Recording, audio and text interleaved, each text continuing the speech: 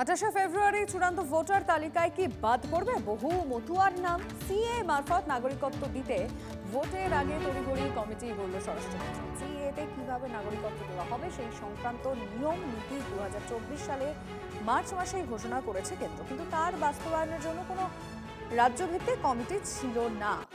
28 ফেব্রুয়ারি চূড়ান্ত ভোটার তালিকায় কি বাদ পড়বে বহু মতুয়ার নাম? কেন এই প্রসঙ্গ সামনে আসছে, কোন কোন জায়গায় জটটা রয়েছে, আমরা জ্যোতির্ময় কর্মকার আমাদের রিপোর্টারের থেকে জানবো।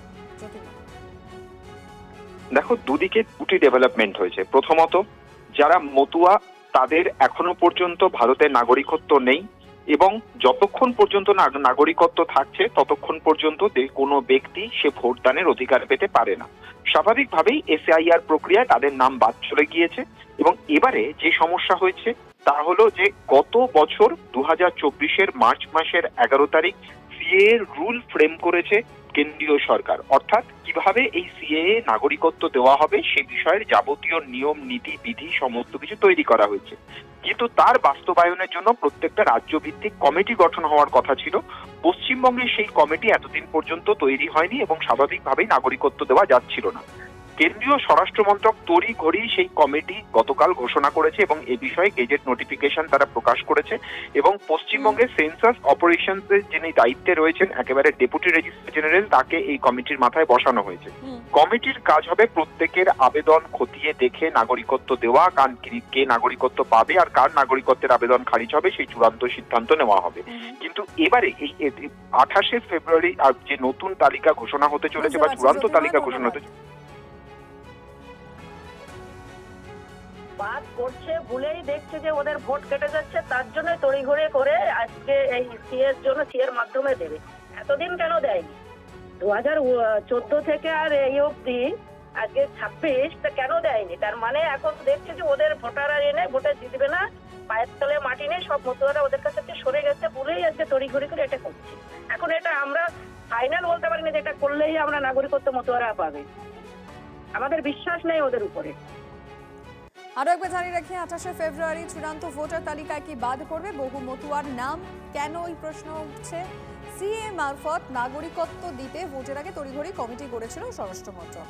সিএতে কিভাবে নাগরিকত্ব দেওয়া হবে সেই সংক্রান্ত নিয়ম নীতি 2024 সালের মার্চ মাসেই ঘোষণা করেছে কেন্দ্র, কিন্তু তার জন্য বাস্তবায়নের জন্য কোনো রাজ্যভিত্তিক কমিটি ছিল না। সিএতে প্রস্তাবিত নাগরিকত্ব এখন না মেলায় এসআইআর প্রক্রিয়ায় নাম বাদ গিয়েছে মতুয়া সম্প্রদায়ের অনেকের। এ নিয়ে চরমে রাজনৈতিক অসন্তোষ।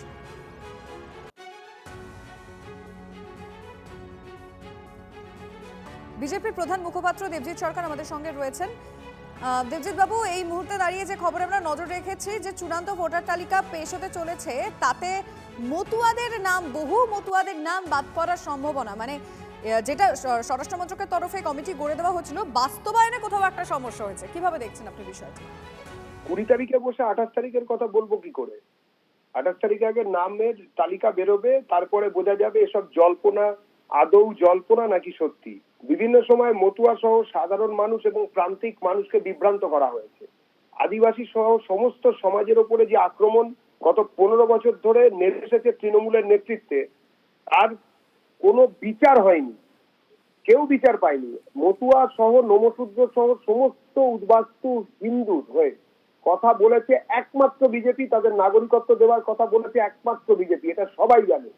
বিভিন্ন সময় মতুয়াদের মধ্যে থেকে কাউকে কাউকে ডেকে এনে তাদেরকে বিভ্রান্ত করে এবং বিভ্রান্তি ছড়ানোর কারখানা খুলেছিল এই তৃণমূল কংগ্রেস। সাধারণ মতুয়া, নমশূদ্র এবং বর্ণ হিন্দু যারা নিপীড়িত হয়ে ধর্মীয় কারণে ওপার বাংলা থেকে এপারে পালিয়ে আসতে বাধ্য হয়েছিলেন বিভিন্ন সময়, তারা কেউ আর তৃণমূলকে বিশ্বাস করে না, জানে তৃণমূল শুধু ক্ষতি ছাড়া কিচ্ছু করেনি ওদের জন্য।